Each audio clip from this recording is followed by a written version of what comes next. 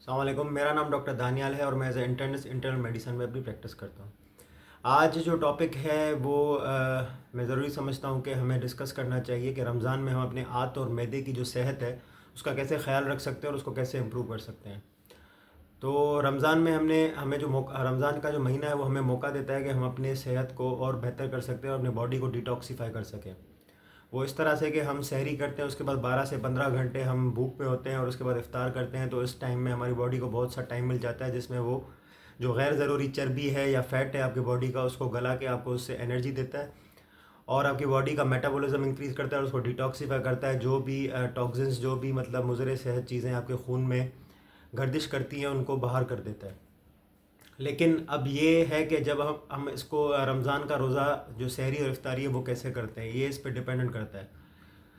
ये अल्लाह ने हमें जो महीना दिया है, ये बाबरकत जो महीना है, इसमें जो हम रोज़ा रखते हैं, ये इसमें भी अल्लाह ने हमें बहुत से फ़वाइद दिए हैं कि हमें मौका मिलता है कि हम जो भी सारा साल चीज़ें खा रहे हैं और जो अपनी हैबिट्स ख़राब कर रहे हैं वो हम इम्प्रूव कर सकें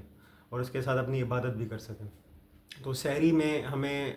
जो है सहरी से इफ्तार तक जो मौका मिलता है, जो फास्टिंग होती है 12 से 15 घंटे, ये एक किस्म की इंटरमीडिएट फास्टिंग है।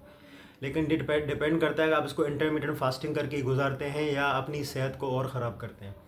वो ऐसे है कि आप सहरी में अगर आप ज़्यादा खा रहे हैं, जैसे कि आपने 4-5 पराठे खा लिए या 3 पराठे खा लिए, ठीक है, उसके बाद आपने पेट भर के पानी पी लिया इस डर से कि आपको प्यास ना लगे, तो ये आपके मैदे और आँत की सेहत ख़राब करेगी, कभी भी इम्प्रूव नहीं करेगी। और इफ्तार में आपने समोसे, पकौड़े और तेल वाली जो चीज़ें हैं, चिकनाई वाली, वो ज़्यादा इस्तेमाल कर ली, तो रोज़ा तो अल्लाह आपका इंशाल्लाह कबूल करेंगे। लेकिन ये है कि जो रोज़े से अल्लाह ने फ़वाइद रखे हुए हैं कि आपकी बॉडी डिटॉक्सीफाई होती है, वो नहीं हो सकेगी, क्योंकि आप जो नॉर्मल रूटीन में कभी भी पकौड़े समोसे रोज़ नहीं खाते, कभी भी आप 3 पराठे सहरी के टाइम पे नहीं खाते, तो वो ज़्यादा आपकी सेहत ख़राब करेगी और आपके वज़न को भी बढ़ाएगी। तो हम इस चीज़ का इस तरह से फ़ायदा हासिल कर सकते हैं कि हम सहरी में जितना हम जैसे डिनर करते हैं, हम सहरी उसकी जगह करते हैं कि हमने 1-1.5 रोटी खा ली, ठीक है, ज़्यादा चिकनाई वाली ना हो, और उसके साथ हमने अगर जो चाय पीने वाला है या कॉफ़ी पीने वाला है वो शुगर फ्री हमने इस्तेमाल कर लिया, हमने उसके साथ दही का इस्तेमाल कर लिया, और पानी हमने हस्बे ज़रूरत, इफ़्तार से सहरी तक बहुत टाइम होता है कि हम उसमें अपना पानी कंज्यूम कर सकें। हम क्या करते हैं कि हम इफ़्तार के बाद पानी थोड़ा पीते हैं और हम ज़्यादा से ज़्यादा सहरी में अपना पेट फुला देते हैं और जिसकी वजह से ब्लॉटिंग और पेट का फूलना हो जाता है और गैस भी बनती है। तो हम हस्बे ज़रूरत जैसे डिनर करते हैं, हमने 1-1.5 रोटी खा ली उसके साथ एक अंडा इस्तेमाल कर लिया या बॉयल अंडा ले लिया, ब्लैक कॉफ़ी ले ली या फीकी चाय पी ली या दही इस्तेमाल कर ली, ये इतनी सहरी आपकी बहुत काफ़ी है। और पानी हम जो है सहरी से पहले ही, इफ्तार से सहरी तक पानी इतना पी लें कि आपको सहरी में ज़्यादा जो है अपने बॉडी पर लोड डालने की ज़रूरत ना पड़े और बार बार यूरिन की ज़रूरत भी ना पड़े करने की। तो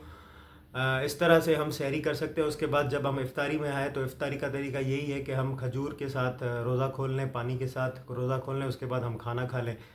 जैसे कि हम नॉर्मली डिनर करते हैं, जैसे हमने 1-2 रोटियां खा ली सालन के साथ, और हम चिकनाई की चीज़ें इस्तेमाल ना करें। और बेहतर ये है कि फ्रूट्स आप इफ्तारी में इस्तेमाल करें, हस्बे ज़रूरत फ्रूट इस्तेमाल करें। ऐसे नहीं कि आप फ्रूट चाट बनाएं, और आजकल तो फ्रूट चाट बहुत फैंसी हो गई है, उसमें क्रीम डाल देते हैं, चीनी डाल देते हैं, टैंग बना के डाल देते हैं।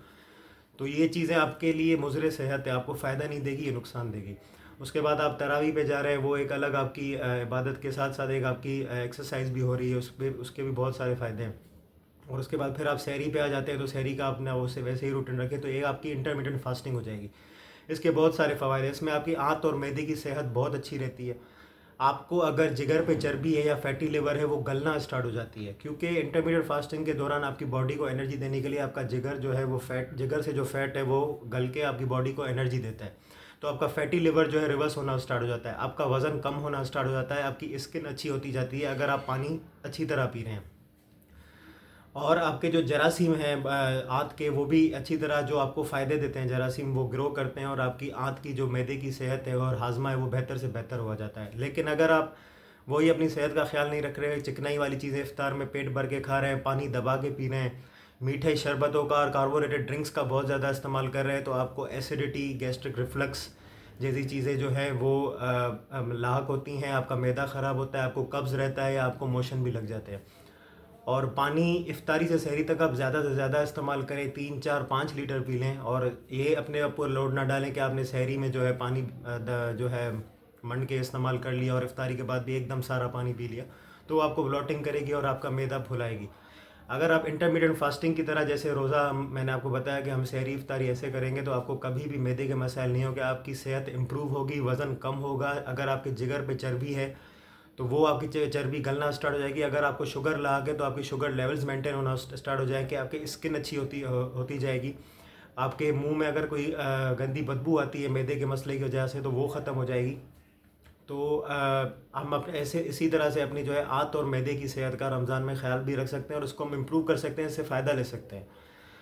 तो जितना हो सके चिकनाई की चीज़ों से दूर रहें। ठीक है, अगर हमने 1 से 2 इफ्तारियाँ ऐसी कर ली, हमने चिकनाई की थोड़ी चीज़ें खा ली, क्योंकि ज़ाहिरी बात है ज़िंदगी को भी इंजॉय करना है और चीज़ें भी खानी है, अल्लाह की रहमतें हैं सारी।